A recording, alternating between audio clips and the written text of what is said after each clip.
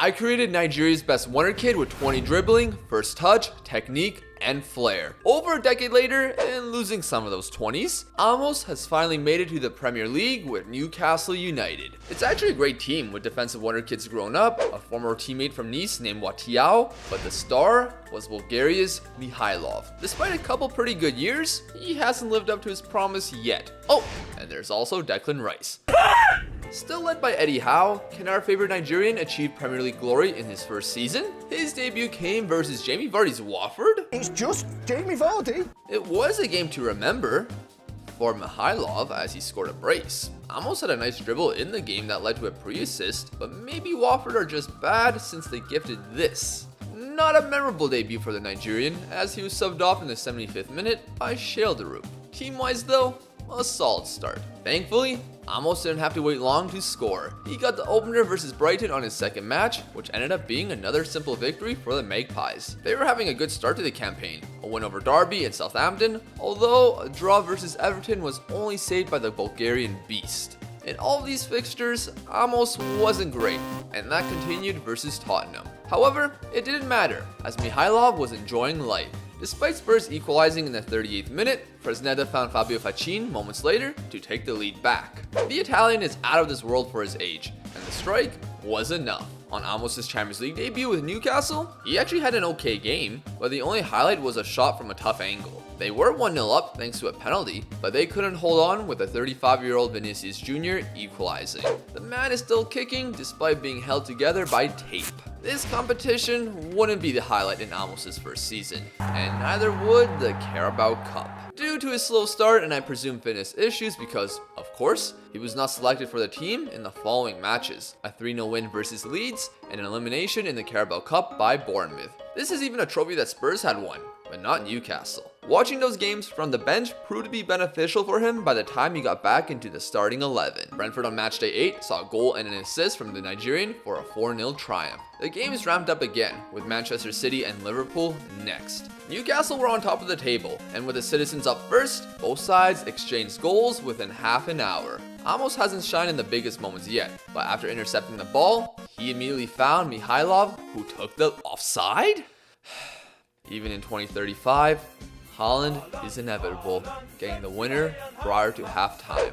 If you want to know if he's been good in this story, yeah, no shit. It ended up being an awful night, and with Liverpool on their tail, Amos needed to show up, especially with Mihailov out. Liverpool scored first. It was looking really ugly as Evan Ferguson doubled the lead in the 22nd. The Magpies were able to cut the score in half before the interval, but it was looking like there would be a three-way tie at the top. Then, with 5 to go, Sheldarup receives the ball.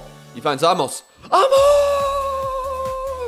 Seaman made a big save near the end to keep Newcastle's place on top. The Nigerian finally stepped up when it mattered. He was starting to cook, getting a hat-trick against Bournemouth right after, but in another top-of-the-table clash, this time versus Arsenal, Howe puzzlingly benched him. It was 1-1 by the time he walked on, but all he did was see his teammates concede. 2023 U20 World Cup Golden Ball winner Hugo Novoa then subbed in and assisted Arsenal's third. Amos is still bitter about that tournament. Newcastle were no longer top of the table. They bounced back with West Ham seeing Amos assist Watiao in a 3-1 victory. He'd get another one versus Chelsea, this time to Meneses, a Colombian striker who is great, but not quite Mihailov levels. That goal equalized affairs at Stamford Bridge, and the Colombian continued to lead the Magpies. A late winner against Leicester and a brace at home to Man United was surprisingly enough to bring the team back on top, even above an undefeated Liverpool. December is normally a difficult month for most Premier League sides, but it wasn't for Newcastle, as after the Manchester United result, 5 more wins arrived on the trot, which saw Amos score 3 and assist the same amount. By the new year, Newcastle were still on top, but the gap extended to 7 points above Liverpool, who were the first opponents of 2036. It was a game of few noteworthy moments, but in the 69th minute, the Nigerian was caught doing too many tricks, and Rooney later received the ball where he was pounded in the back for a penalty. Harvey Elliott took the lead, and it was looking grim for Newcastle. Then, when hope was needed, Liverpool lost the ball in midfield, and with Watiao on it, he found Mick Mason, whose stunning volley equalized the affair. Liverpool were dazed, and from the kickoff, they gave the ball away, but Juliano's long ball seemed too heavy. Mick Mason chased, but when Jarrett slipped, In dramatic fashion, Newcastle won the match, which did see Amos finish with a 7.2 rating, although the plaudits were given to good old Mick, who barely played this season. Now, with our guy not fit for the Manchester City encounter just 4 days later, the TV was off, but Newcastle got a 4-0 win. Meneses got a brace, and Mick scored one as well. The standings were looking incredible, and to this point, Amos had 9 goals and 6 assists in 21 appearances. What was looking like the flop of the year was proving to be a smart piece of business. However, the good form was going to be halted. A 1-0 loss to Watford at home on the 12th, a draw to Palace 1 week later, then, in the beginning of February, Newcastle were smoked by Villa 4-0.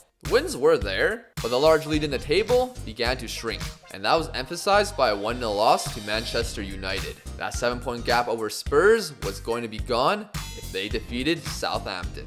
They lost 2-0. Amos wasn't having the best of times, so he needed to step up. His team didn't, losing to Forest in the 5th round of the FA Cup. However, Leicester and West Ham saw the Nigerian score thrice and assist one in 2 separate 3-1 victories. Newcastle still had a 3-point gap over Spurs, although scoring on Chelsea seemed like a difficult process. So Eric Garcia did it for them. Almost didn't do anything special, but the gap remained.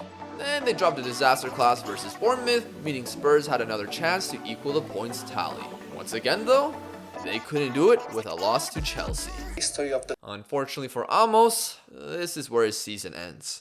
I got tickets to see Newcastle host Manchester United for my birthday. It was in the second leg of the Champions League quarterfinals, where the Magpies were trailing by 1 goal. Amos was looking sharp though, and in the 8th minute, he equalized the aggregate. Sadly, just 15 minutes later, he collapsed in agony. Taken off on a stretcher, his side would go on and make the Champions League semi-finals, where they'd unfortunately lose to PSG. He also didn't appear versus Arsenal in a 4-0 win. That was because he damaged his Achilles tendon and would be sidelined for many months. An injury like that at 30 years of age isn't good, but what really hurt was having to watch his team go for the title from the sidelines. The final key moment was matchday 36 with Tottenham. The 3-point gap to this point remained, and a win here would nearly clinch the title.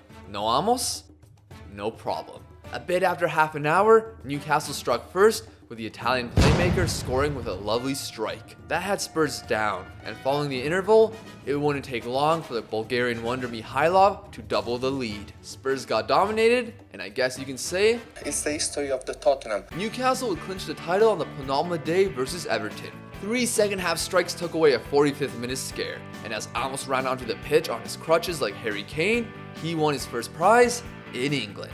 12 goals and 8 assists in 30 appearances was incredible. This was him at his peak, and it's unfortunate of the injury's timing. However, he got a Premier League medal and was a champion. His career wasn't done yet though. In his second season at Tyneside, his side wouldn't repeat as Premier League champions, but they won the Community Shield over Southampton and got to an FA Cup final. Although it wasn't looking good. Down 1-0 to Bournemouth, Amos had a shocking performance, leading to him getting subbed off. It wasn't his day, but the team woke up with an equalizer off some shady defending. It looked like it was going to extra time, but in the final moments, Fachin was left wide open to grab a 94th minute winner. The FA Cup checked off. In his 3rd season, a Carabao Cup final versus Tottenham. Unfortunately, I don't have the footage, but Newcastle won 2-1, and Amos was the man of the match. Don't be sad, Spurs fans. You won the Premier League title in 2037 and 2038. However, that means there was only one trophy Amos had not won yet. The Papa John's Trophy? No, the Champions League. In Amos' 3 campaigns at Newcastle, they made the semifinals twice, but lost to PSG on both occasions, who by the way are being approached by an Indian tycoon. With this season ending, it would be now 10 years since Newcastle had won the Champions League. Crazy to say they won one at all, but money talks. Even crazier, Leicester City got to lift the big ears, defeating PSG in surprising fashion. I'll show some of their key players on screen right now, but it wasn't anything I ever expected. Yet, here we are. So in Amos' 4th season, he and the boys were desperate to finally get to the Champions League final, even sacrificing the domestic competitions if they had to. The goal was reached, defeating Sporting in the round of 16, Dortmund in the quarters, and Manchester City in the semi-final. They would face Leicester City. This was Amos' best shot to win it, especially with his output slowing down. Facing off against another Nigerian in Bala Chukwa, he wanted to get this one over his countrymen. There wasn't anything to really celebrate internationally with some egos clashing, but that's not important here. Trophies can distinguish you from others, but unfortunately, Amos was not having the most successful of days. He had promising moments as a player of his talent would, but it wasn't resulting in output, which saw him subbed out prior to extra time. It was a weird final, but one without the ball hitting the back of the net, meaning glory for Newcastle was separated by penalties. All the Nigerian could do was watch. Leicester were up first, and they got stopped. Mikael Sant opened accounts for Newcastle. Bosch and Colin both exchanged pens, and the same went for Chukwa and Watiao. A 1-goal lead remained for the Magpies, with Leicester's Artur stepping up in the 4th round. And he was denied. So it was Elliot Turner who could win Newcastle the prestigious prize. He's kind of a bad player, but he banged home the clincher, handing them the Champions League, meaning Amos actually did it. From playing in the Nigerian divisions, ups and downs in France, a stunning move to Portugal, to now winning everything he could at Newcastle. Amos' career will be a memorable one. It went on for 3 more years, where he would retire at age 36. He slowed down at Newcastle and finished things off with Khan in Ligue 1. Funnily enough, he, Nwosu, Twoson, and Motabang all retired in the same season. While everything didn't go the way he expected, I think Amos will be proud looking back on his career. And yes, Eddie Howe is still at Newcastle. 20 freaking years. Incredible. If you want to start a new FM save with Amos, a free editor data file with him is on my Patreon.